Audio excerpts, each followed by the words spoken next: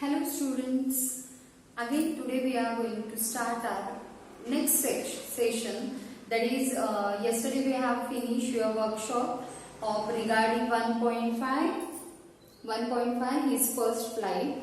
We finished with workshop and now today we are going to discuss language study. Okay, so page number for language study, your page number 35. This language study is on your page number 35. So please open your page number 35 and over that page you can see clearly homophones. Okay, today we are going to study homophones. So before studying homophones, I would like to tell you, that is those students who are studying with me last year also, okay, they very well acquainted with homophones. ते very well acquainted means परिचित असणं. So जे last year पासून माझ्या बरोबर शिकता आहेत student, त्यांना होमोफोन्स वगैरे हे नवीन नाहीये. They are not at all new with homophones and homographs because last year I have टॉट यू. गेल्या वर्षी मी तुम्हाला होमोफोन्स होमोग्राफ्स वगैरे डिटेलमध्ये शिकवलेले आहेत. Therefore this year we are not going to tackle it with depth. Okay, या वर्षी आपण खूप डेप्थ मध्ये जाऊन त्याला बघणार नाहीये. but don't worry, I know that some students are newly joined. Okay, मला माहिती आहे काही स्टुडंट्स नवीन जॉईन झालेले आहेत. For them I am going to explain it. What is homophone, what is homograph. त्यांच्यासाठी होमोफोन आणि होमोग्राफ काय आहे ते मी एक्सप्लेन करणार आहे आणि त्याच्यानंतर डिरेक्टली मग आपण तुमच्या एक्सरसाइजला सुरुवात करणार आहे, जे की तुमच्या टेक्स्टबुक मध्ये दिलेलं आहे. Okay, so let's begin with your homophones. What is homophones? Homophones म्हणजे काय? So first of all always remember there are दोन टर्म्स आहेत, homophone and homographs.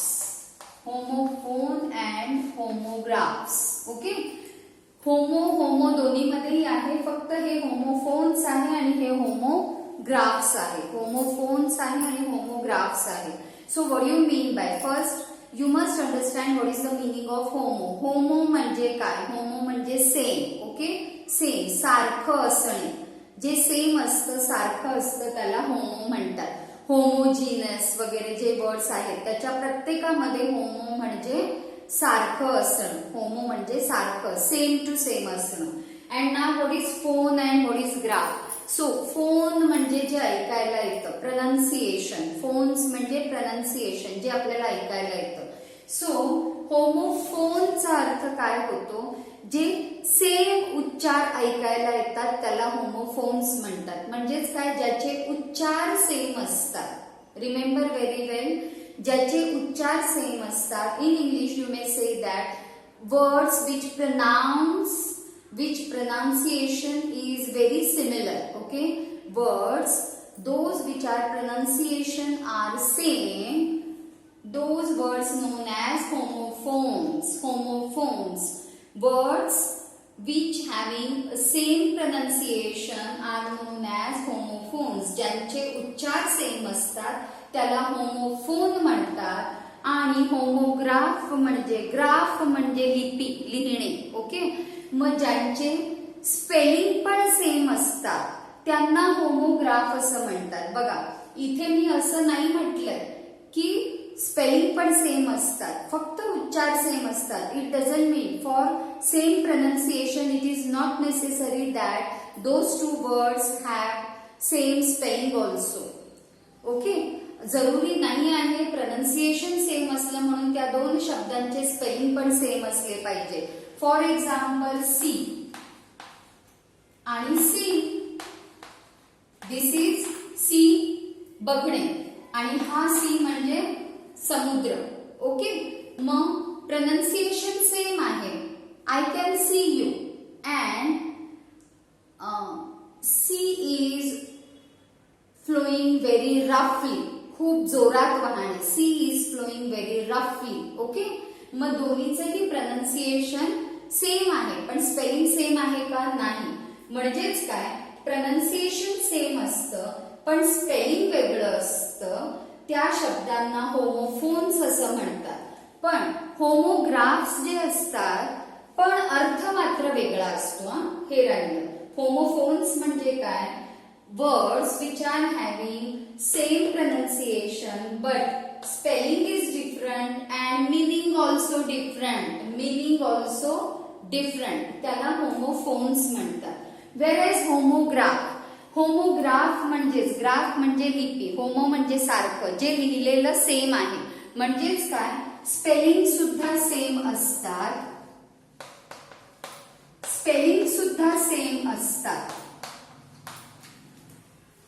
Words which are having same spelling, therefore same pronunciation, but meaning is different,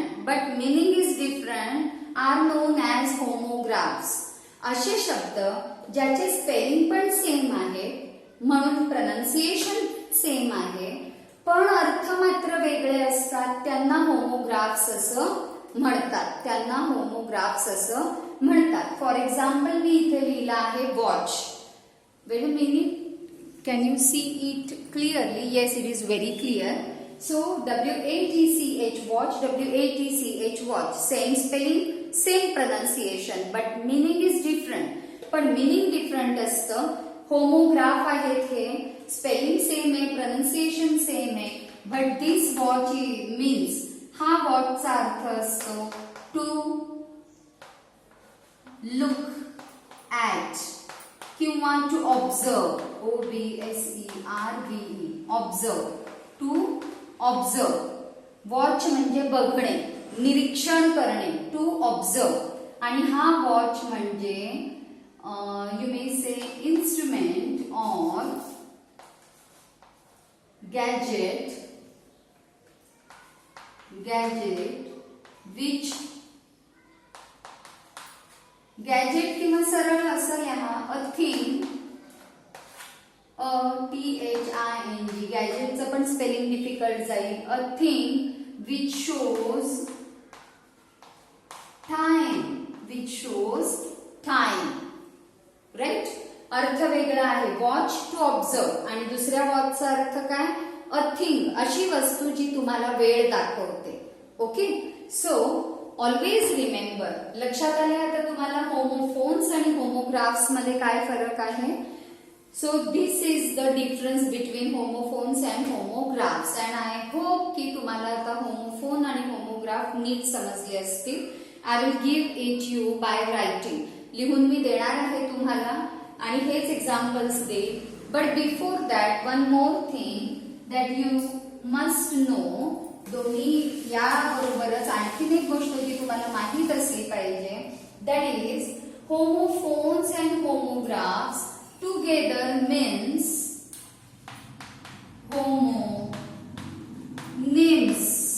homonyms. Homophone आणि homograph या दोन्हीला मिळून जे शीर्षक असतं, ज्या शीर्षका अंडर आपण होमोफोन आणि होमोग्राफ शिकतो, त्या प्रकाराला होमोनिम्स असं म्हणतात. होमोनिम्स म्हटल्यावर दोन्हीही येतं, होमोफोन आणि होमोग्राफ. ओके, सो होमोफोन आणि होमोग्राफ या दोन्हीला मिळून नाव काय आहे? For example voice. Okay, grammar मध्ये आपण व्हॉइस शिकतो. व्हॉइस मध्ये काय आहे? ऍक्टिव्ह व्हॉइस आणि पॅसिव्ह व्हॉइस. म्हणजे दोन्हीचं मिळून मेन काय आहे? कोणत्या शीर्षका अंडर आपण शिकतो? तर व्हॉइस या शीर्षका अंडर. तसं आहे. किंवा टेन्स, मग त्याच्यामध्ये प्रेझेंट टेन्स आहे, पास्ट टेन्स आहे, फ्युचर टेन्स आहे. But what is the main title? Tense. Similarly homophones and homographs together comes under homonyms.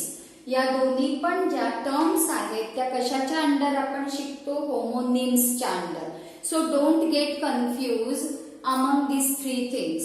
त्याच्यामुळे या तिन्हीमध्येही कधीही कन्फ्यूज व्हायचं नाही. ओके, कन्फ्यूज व्हायचं नाही. होमोनिम्स नीट लक्षात ठेवा. होमोनिम्स म्हटलं की तुम्हाला समजलं पाहिजे होमोफोन आणि होमोग्राफ दोन्ही त्याच्यात येतं. Okay, now write down homophone. आता जे मी एक्सप्लेन केलं ते लिहून घ्या.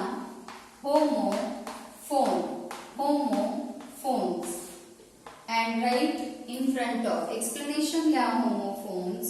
words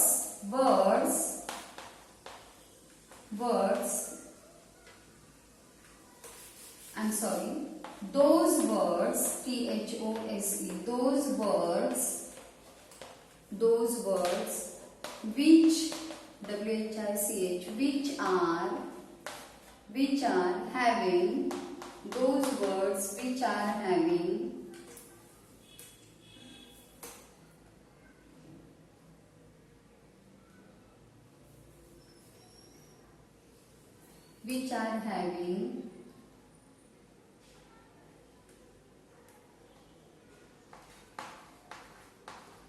मी सिंपल करून डेफिनेशन देते आहे तुम्हाला की जे तुम्हाला एकदम परफेक्ट लक्षात राहील.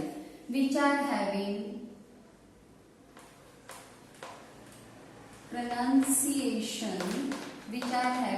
pronunciation same dash करून same but spelling spelling spelling dash different spelling different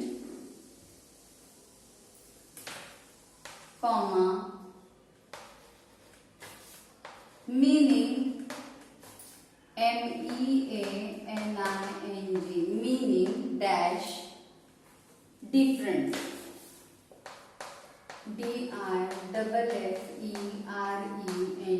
different full stop.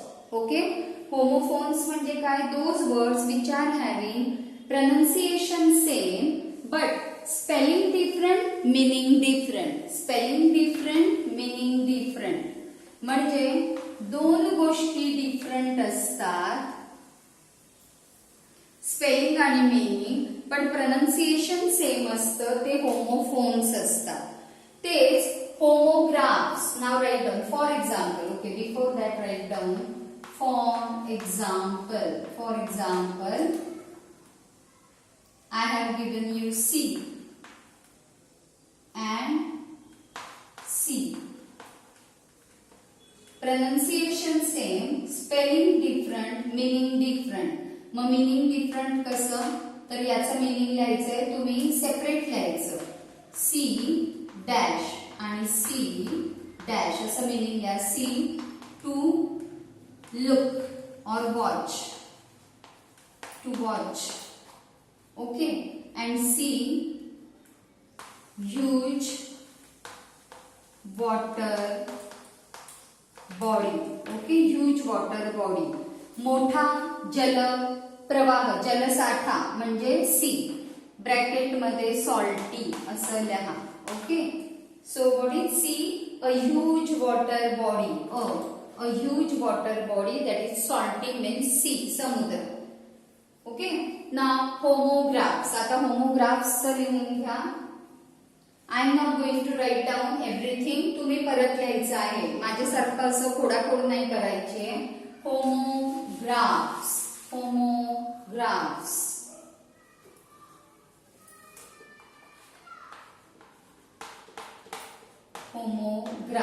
Write down those words which are having, write down, तुम्ही परत लिहा व्याख्या.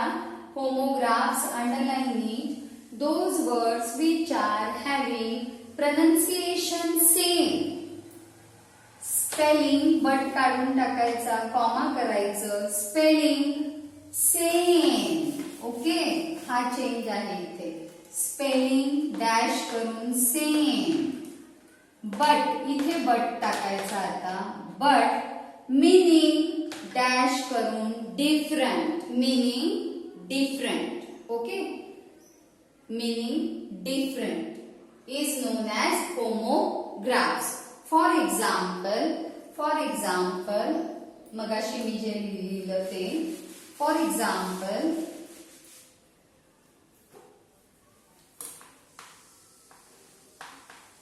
डॅश करून WATCH watch, WATCH, watch.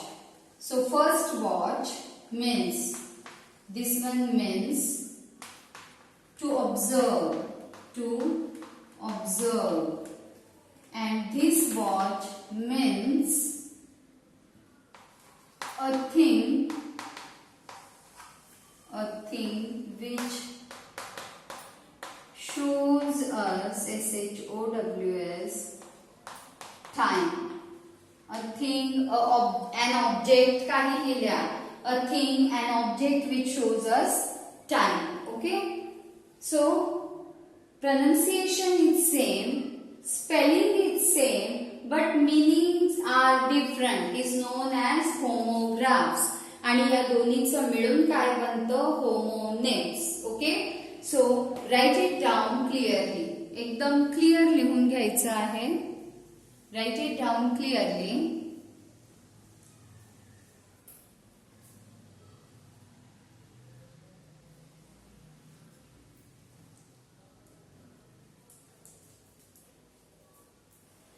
So,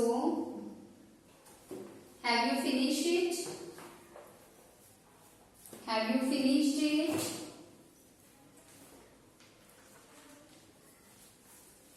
I'm sorry. I'm standing little far away from your board so you can see it clearly. So, I hope that all of you finished your writing. तुम्ही finish केलं असेल writing अशी अपेक्षा करते. And now look at your page number 35. Look at your page number 35. Pay attention towards page number 35. So what ever they have given that is not important. जे मी तुम्हाला explain केलं इथे तेच तुम्हाला शॉर्ट मध्ये दिलेलं आहे. मी इलॅबरेट करून उलट व्यवस्थित क्लिअर करून एक्सप्लेन केलंय. सो काय लिहिलेलं आहे ते बघू नका. Now we are going to just observe words कोणते कोणते त्यांनी दिले तुम्हाला होमोफोन किंवा होमोग्राफ म्हणून. So first they have given you pay attention fair, FAIR, fair. So fair 3 homographs आहेत. हे मीन्स 3 वर्ड्स आहेत ज्याचं प्रोनाउन्सिएशन सेम आहे, स्पेलिंग सेम आहे, but you are having 3 different meanings. So first meaning फेअरचं not very good, not very bad. खूप चांगलं पण नाही आणि वाईट सुद्धा नाही. आपण म्हणतो ना, हो this is not fair. This is not fair म्हणजे योग्य नसणं. ओके? योग्य म्हणजे फेअर. योग्य म्हणजे फेअर हा एक अर्थ. योग्य, फेअर जो त्यांनी दिलाय. Next, an exhibition and sale of items. Fair दुसरं कशाला म्हणतात? एक्झिबिशन किंवा वस्तूंचा सेल असतो त्याला, ज्याला आपण मराठीमध्ये एकदम शुद्ध मराठी अर्थ आहे जत्रा. सो पहिला फेअर म्हणजे योग्य, अयोग्य मधला योग्य म्हणजे पहिल्या फेअरचा अर्थ. दुसऱ्या फेअरचा अर्थ आहे जत्रा मराठीमध्ये. आणि तिसऱ्या फेअरचा अर्थ आहे which they have given you complexion. Complexion म्हणजे शुद्ध मराठीमध्ये वर्ण, कोळा. I am very sorry. ही कम्प्लेक्शन म्हणजे वर्ण म्हणजे काय? आपण मराठीत जसं म्हणतो काळा, गोरा, सावळा. ठीक आहे? गव्हाळ वर्ण, त्याला कम्प्लेक्शन असं म्हणतात. सो थर्ड फेअर म्हणजे आपण ज्याला गोरा म्हणतो. सो इंग्लिश मध्ये असं कधीही म्हणायचं नाही. एखादा आपण म्हणतो की तो मुलगा गोरा आहे, so that boy is white असं नाही म्हटलं जात. कम्प्लेक्शन साठी वेगळ्या टर्म्स वापरल्या जातात. सो कम्प्लेक्शनच्या बाबतीत काय म्हणतात? That boy is fair enough. गोरा आहे तो, फेअर. काळा आहे म्हणत नाही, डार्क म्हणतात म्हणजे काळा. आणि सावळा म्हणजे wheatish. Fair, dark and wheatish, WHEATISH. Wheatish म्हणजे गव्हाळ वर्ण किंवा सावळा वगैरे आपण म्हणतो ते. ओके? सो थर्ड फेअर म्हणजे कम्प्लेक्शन, जो वर्णासाठी आपण वापरतो गोरा म्हणून वगैरे. Skin tone you may say, जे त्यांनी दिलं आहे ते. म्हणजे हे 3 होमोग्राफ्स वेगवेगळे आपल्याला मिळाले फेअर. लक्षात ठेवायचे. Now next one.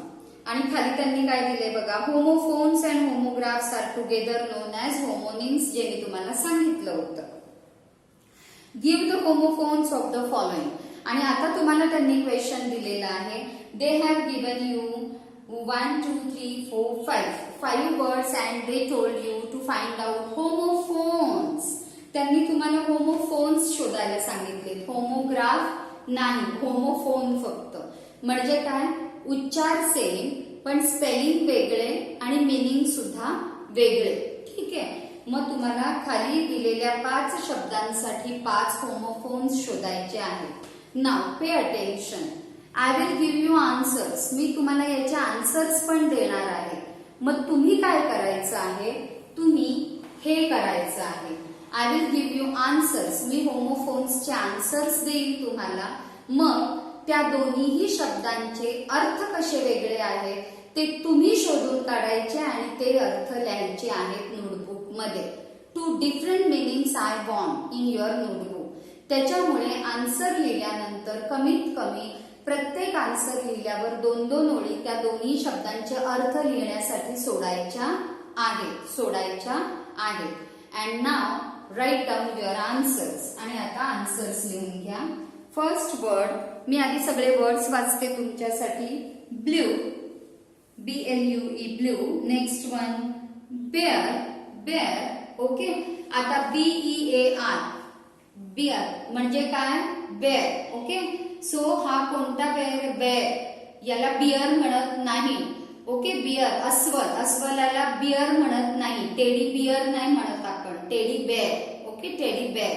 So BEAR असलं तरी त्याचं प्रोनाउन्सिएशन बेअर होतं. बेअर म्हणजे अस्वल. ओके. बेअर म्हणजे अस्वल. So next one BEET beet. BEET beet. TO and last one SON sun.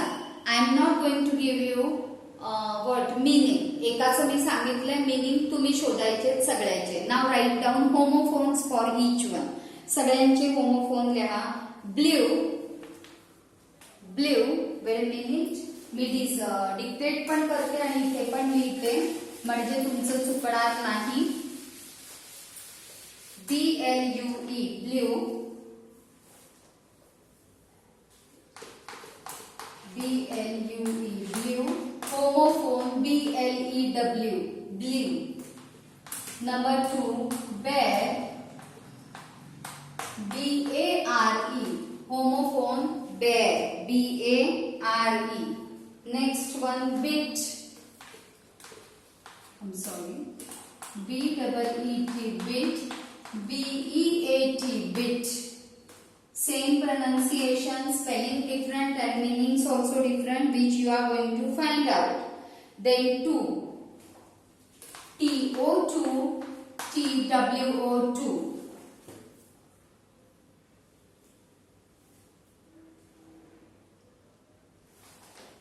And fifth one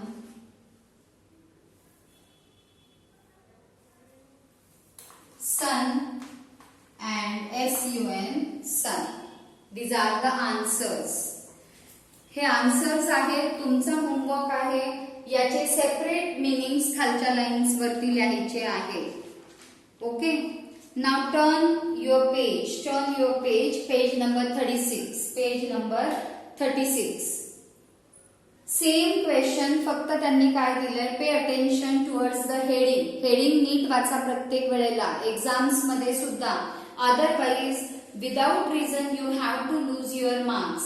so always make habit to always read carefully whatever headings you are having in your paper or in your textbook. Okay. So pick the homophones from the text. homophones इथे तुम्हाला लिहायचे पण text मधून शोधून काढायचे. धड्यात जे आहेत तेच त्यांना पाहिजे.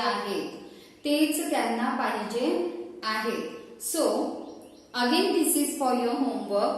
SEEC. Write down SEAC. Text मध्ये मी याच्यातले 1 2 3 4. ओके. लेफ्ट हँड साइडचे सगळे होमोफोन्स मी लिहून देते. राईट हँड साइडचे सगळे तुम्ही शोधून काढायचे आणि सगळ्याचे मिळून परत एकदा मिनिंग सुद्धा तुम्हीच लिहायचे आहेत शोधून. ओके, मिनिंग्स पण तुम्हीच लिहायचे आहेत. ओके, सो 1 2 3 4 5 5 चे लिहून घ्या फास्ट. SEECSEAC.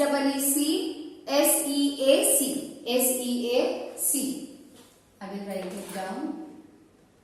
हे झालेलं आहे पण मी जे एक्झाम्पल दिलं त्याच्यातच हे आहे.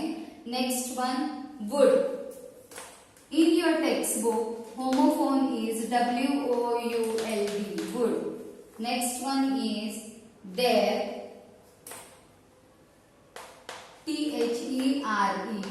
THERE there. Okay. Next one scene. SCENE scene. Text मध्ये हाच होमोफोन आहे SEEN. and one WON one and ONE one. Okay, so मी तुम्हाला 5 दिले. बी साइडचे 5 तुम्हीच शोधून काढायचे आणि या सगळ्याचा सो ऑल दीज आर 5 + 5 10 आणि 10 आणि 10 हे 20 वर्ड्स आणि हे तुमचे 10. इन ऑल 30 वर्ड्सचे मीनिंग सुद्धा तुम्हीच लिहायचे आहेत. This is the assignment for you आणि हे मला कंप्लीट करून नेक्स्ट वीक पर्यंत पाहिजे आहे. ओके, नेक्स्ट लेक्चर मध्ये I know that day after tomorrow we don't have our session. Then also खाली एक पार्ट फक्त राहिलेला आहे. See, pay attention. We are going to stop over here only. But homophones चा थर्ड B पेज नंबर 36 वरती B जो question आहे तो राहिला आहे तो मी तुम्हाला देणार आहे. And afterwards what they have given verb and all that. So ते तुम्ही एकदा रीड करा. ते झालेलं आहे त्याच्यामुळे त्याच्यात आपण वेळ नाही घालवणार आहे. We are not going to waste our time again studying verb and all that. So below that you are having adverb. त्याच्या खाली ऍडवर्ब आहे जे ऑलरेडी तुम्हाला ऍडवर्ब म्हणजे पण माहिती आहे, क्रिया विशेषण. But then also I will teach you. Adverb मी तुम्हाला शिकवणार आहे. ग्रामरचा तो पार्ट आपण कव्हर करणार आहोत. पण त्याच्यानंतर परत लास्ट टॉपिक जो आहे तो पॅसिव्ह आहे तुम्हाला. Okay, PASSIVE. Passive means active voice, passive voice. So we are not going to tackle that thing because change the voice आपण भरपूर वेळेला याच्या आधी शिकलेलो आहोत. त्याच्यामध्ये आपण आत्ता वेळ घालवणार नाही. It doesn't mean I am not going to teach you. आपण प्रॅक्टिस घेणार आहोत किंवा मी शिकवेल सुद्धा. But afterwards let me finish your second unit also. आपलं दुसरं युनिट संपल्यानंतर आपण टाइम बऱ्यापैकी असेल तर चेंज द व्हॉइस परत एकदा थरली बघू. पण आत्ता नाही कारण चेंज द व्हॉइस ऑलरेडी तुम्हाला व्यवस्थित माहीत आहे. ओके, सो याच्यानंतर आपण जो बी पार्ट राहिलेला आहे होमोफोनशी रिलेटेड त्याचे आन्सर्स मी तुम्हाला देईन. ओके, आणि अँड इफ पॉसिबल जर तुम्हाला शक्य झालं तर तुम्ही सॉल्व्ह करा.